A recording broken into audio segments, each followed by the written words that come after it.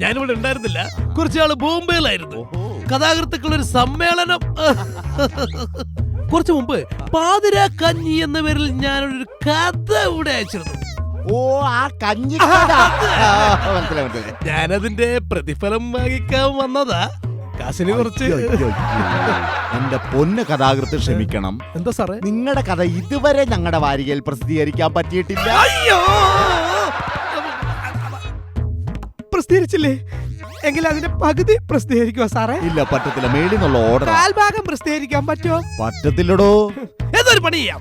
പാതിര കഞ്ഞി എന്ന ടൈറ്റിലും PK വിബ്രൻ എന്ന പേരും അത് മാത്രം മതി. ഞാൻ ഹാപ്പി. എന്റെ പൊന്നോ, തന്റെ അടുത്തല്ലോടോ പറഞ്ഞത്. അത് പറ്റത്തില്ല. അങ്ങനെയാണെങ്കിൽ ആ കഥയും തിരിച്ചു തന്നേക്ക് സാറേ. എങ്ങനെ? ആ കഥയും ഇങ്ങോട്ട് തിരിച്ചു തന്നേക്കാൻ.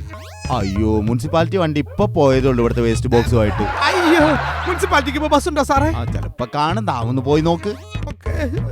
അയ്യോ, പോവല്ലേ, ഒന്ന് നിൽക്കണേ. എടോ, ദാ ഇതൂടെ കൊണ്ടുപോയിക്കോ.